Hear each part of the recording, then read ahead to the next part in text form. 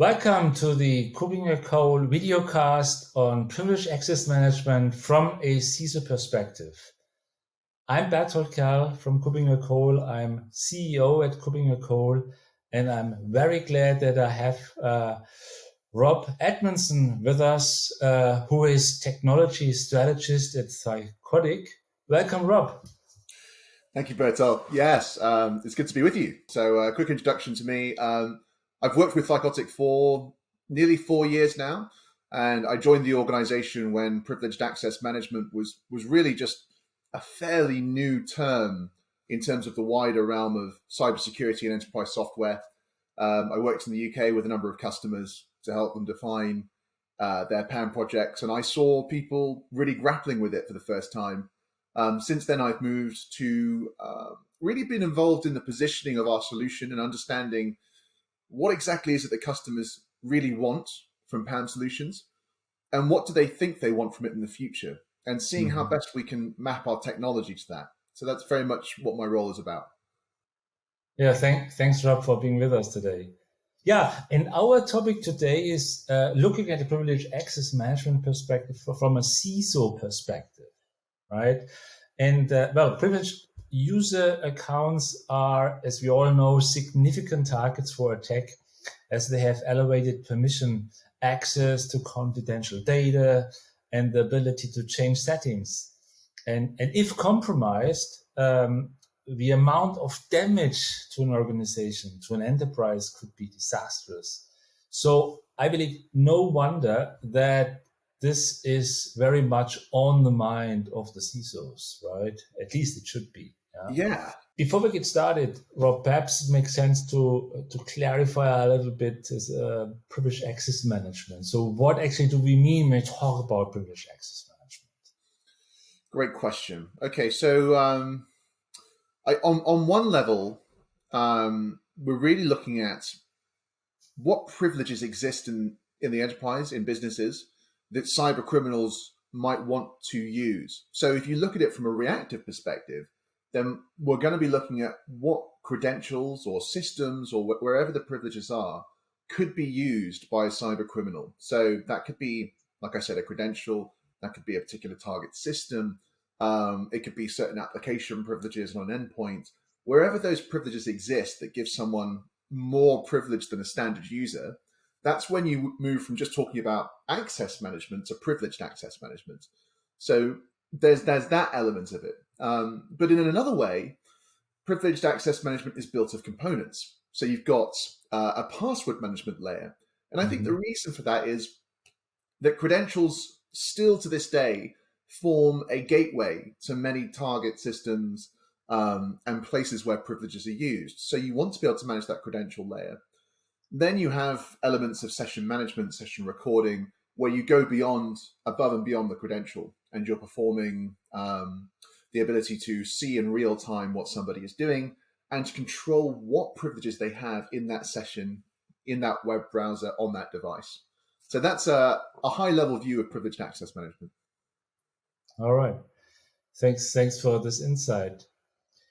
Well, what I'd like to do now is a little bit reflect on just what does privileged access mean in the year of 2021, right?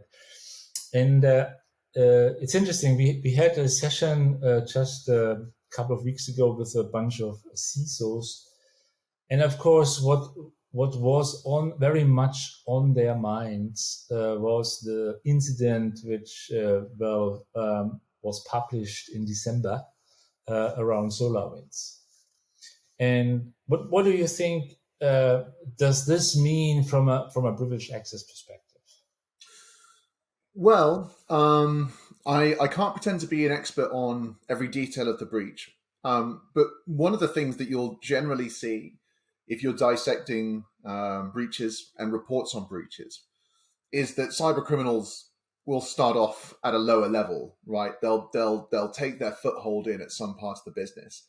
And then there's this whole concept of privilege elevation. You know, once they've done their reconnaissance and maybe some phishing or whatever those early stages are, and they've got a foothold, they then want to elevate the privileges. So privileged access management in the context of the SolarWinds breach wherever that occurred, privileged access management could and should have played a part in making sure that only the right people get access to those privileges.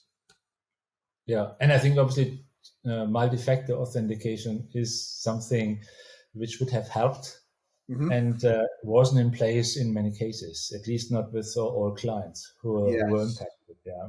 Yeah, well, that's the very important part as well of, like you were saying, with multi-factor authentication.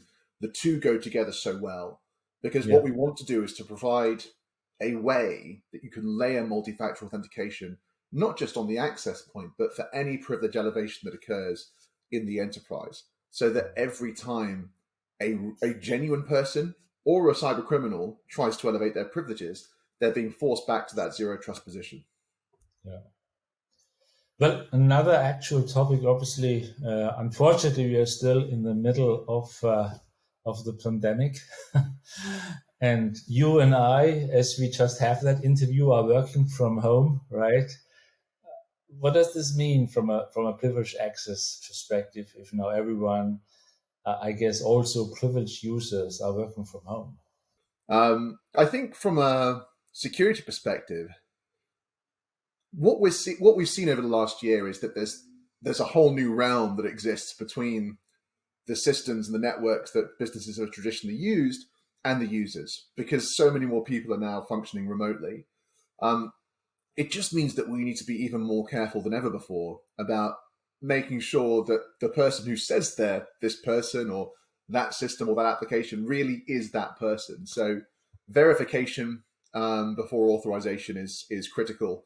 And really, the brilliance of PAM is its flexibility to deliver value in situations like this. So we've got many customers who were very easily able to upscale their existing solution, which was maybe functioning from an on-premise kind of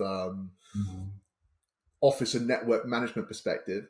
And suddenly they're able to support their remote users, provide VPN-less access, and make sure that they're applying zero trust in a remote working context. So in the context of the pandemic, I think PAM has been tremendously helpful to people who've gone down that path and has shown more value.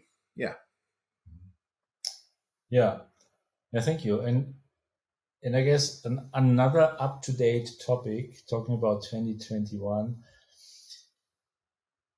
has been and is the cloud. So in the past, we have so much talked about risk, new risk, cloud computing brings with it. But I think the new normal, I believe, is hybrid environments. So people are using multiple clouds and are continue to use on-prem software. Is privileged access management prepared for such a complex environment? Yeah. Everybody who has interest in the cloud wants to know how PAM can help. And the wonderful thing is it's really straightforward. It's not really even that complex. The fact of the matter is that the cloud has changed things. There are some things that are continuous and there are some things that have changed. One of the things that remains the same is the role of, for example, credentials. There is a particular place where people perform privileged access. And so PAM, very easily can, for example, with our solution, discover the credentials associated with a multi-cloud environment, the root accounts, the consoles. You can then deliver a role-based access control experience. So each user has specific access tailored to them. You can record the sessions and even provide advanced functionalities like filtering exactly what a user can do in a web browser. So the capabilities of PAM are really well suited to managing across this hybrid environment. And one of the things that we see from CISOs and from customers who use the solution is they appreciate the consistency it offers them during a migration and a time of change like this. So rather than depending on, managing privileges, within the on-premise environment itself, and then using a different capability associated with the cloud environment, they've got a single pane of glass for access management and privilege management across this whilst they're transitioning, and customers really appreciate that. Yeah, very true, very true. So I think in the early days of privileged access management, people were thinking of a privileged user along the lines of a system administrator or a database administrator, etc. So, about whom should we think when we talk about a privileged user in 2021? Is this still these guys, or have more people come, so to say, in view? Yes, yeah, it's a great question. I think one of the reasons that so many of us have focused on privileged users or power users for so long, or more when they're focused in the IT world, is because that's really the first place that people think about. And given that privileged access management is an emerging technology and an emerging requirement for businesses, people always start in the place that's most obvious and most obviously needs help. But you're right in suggesting that this is changing in 2021. It's changing in two ways. Firstly, we're increasingly seeing that what this sort of delineation between a business and then a privileged user is pretty useless, because actually privileges, rights, and all of this exist on a spectrum. So by splitting these into two groups, what we're doing is we're preventing organizations from truly being adaptive to requirements. So we've really adopted this perspective that when we talk with customers, we want to understand who their users are, what privileges they access, and what the customer thinks they need to do to respond to that. And then you can map this and show how the technology can assist with each of these use cases. Mm-hmm. Now, on the other side, there's also an emerging conversation that's been going on for a few years, which is really focused on the role of applications and service accounts. Now, this has been important in PAM for a while, that we appreciate that there are machine identities, right? So privileged users aren't just people anymore. They're not just increasingly business users, but they're also non-human users. And the number of customers that I speak with now, where I'll ask them, by the way, are you running robot process automation? And they'll say yes. And you realize, okay, so you actually have a lot of different types of users. You've got business users, privileged users, you've got your finance team, and now you've got bots and service accounts and all the other stuff. So the question of who is a privileged user is broader than ever. And the requirements of the technology to solve this from a single pane of glass, well, that's more challenging than ever. But luckily, there are solutions that can do that. Yeah, that's very interesting. So that brings me to the next question, which is, if an organization is not yet using a privileged access management solution, then it's really time to think about it. Mm-hmm.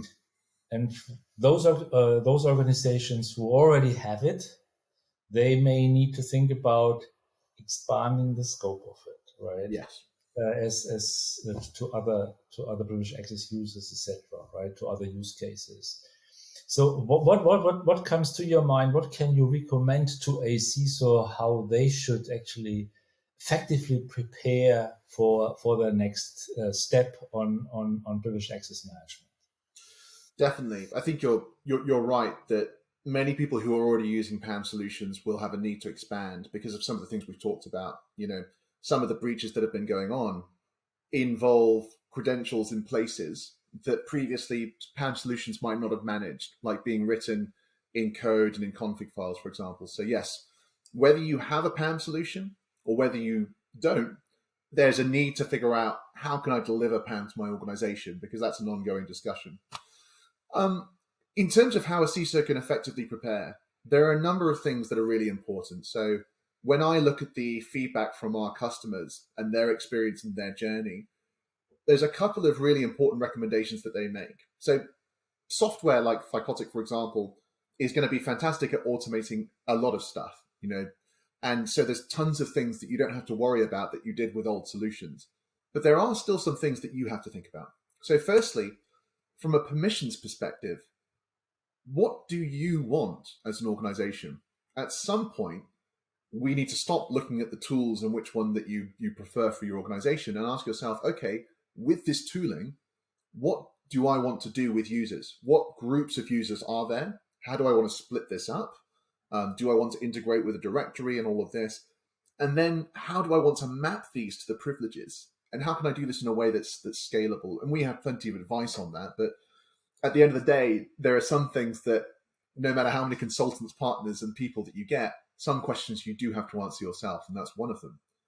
The second, I think, is even more important in some ways.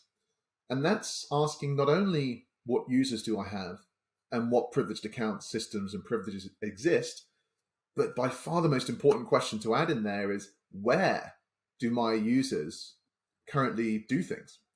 If you've got 100 users, what does their day look like? You know, when they use privileges and privileged accounts, where do they go? Are they opening a web browser? Are they looking for access through a mobile app? Do they have a specific connection manager, like a remote desktop aggregator that they like to use? Is there a database management platform that they use? Because one of the downfalls of traditional PAM has been that we force users to go to a PAM tool. We force users to change their behaviors. And actually what we really need is for PAM to come to the users. And that means that we resolve one of the biggest concerns that CISOs and high-level stakeholders have when they look at PAM. And that is, how can I be sure that my users will do this? That's especially the challenge for CISOs, because obviously they have to justify a new process, the usage of a new tool. And if then his CIO comes to him and say, look, my people now have much more work than before, then he's under pressure. Obviously, he has to make sure that obviously user behavior and experience is great, because otherwise it will either lead to non-usage or to more work, right? And both absolutely. And it's a win-win on both sides as well, because yes, the organization then gets the adoption rates that they want, the stakeholders look great, everyone's very happy. But then, of course, for us as a technology provider, we want to deliver that excellent experience. The better experience that we deliver to our customers, the more they want to use our solution, the more conversations that we get to have, and the more we get to work together. So we've really, I think, changed the game in terms of delivering a PAM experience that is transparent, that comes to the places that the user would go to, and therefore adoption becomes very seamless. So they want to think about adoption, not to worry about it. And the key thing is to ask, where do my users currently access? And then make sure that you speak to every vendor and say, can you bring PAM to this place? And if not, what's the implication? Yeah, I think that's also an important aspect. So we discussed various use cases now, and of course everyone would ask the question: all right, is there just one tool out there which can cover all these use cases on one hand? And I think the other question also is, people may have already some sort of identity access management solution in-house. How well do these tools work together, right? Yeah, absolutely. So this is a great question, and it's one question that I wish we could talk more about with everybody. Many people are focused on their current requirements, and that's very important. But sometimes you need to ask yourself, what do I want for the next 5 or 10 years in terms of password management, privileged access management, identity management, and making sure the tool that you choose can really scale up in a way that's effective. So great question. Is there a solution that can do it all? Well, there are some solutions that can do more, and there are some solutions that can do less. Okay, so if you look at the major vendors that are out there, we're all able to deliver capabilities for the majority of the key use cases that a customer is going to have. And so in many cases, customers come to us and they say, I feel like I'm just looking at the same solution. So we need to then start to delineate and say, okay, what is it that makes us different? And one of them is this. Thycotic's secret server, which is really our flagship solution, can deliver so much value across the different parts of an attack surface from one solution. You know, whether that is the non-human machine identities, the cloud, on-premise, whether that is securing business users, it's all possible through a single solution that's licensed in a very simplistic way. So if they go down this roadmap, they're going to find that solution can provide tons and tons of value for the vast majority of use cases. Some other solutions out there they may have the technical capabilities, but they weren't wrapped into that initial solution. So you end up deploying multiple different solutions to solve, the same number of use cases. And look, that's a different approach, and some customers may end up making a decision based on some other factor that, isn't in that anecdote. But in answer to your question, some can do more, and I think that's where we sit, and we're very proud of that. Some can do less. Yeah. Well, Rob, I think we basically discussed that privileged access management is one of the, let's say, basic controls, basic measures everyone should have in these days. We also discussed that it actually provides great answers to recent challenges such as SolarWinds, such as the pandemic, such as the cloud, perhaps even zero trust, etc., right? So it is certainly a topic CISOs should pay attention on, right? And thank you very much, Rob, for being with us, for your answers, your insights. It was a pleasure talking to you. So I really enjoyed it. Yeah, thank you, Berthold. Thanks so much. It's been a pleasure speaking to you too. And hopefully we'll get to do it again soon. And to everyone who was listening to us, I also hope you enjoyed our talk, at least as much as I did. And I'm looking forward to see you in one of our next sessions again. Thank you very much.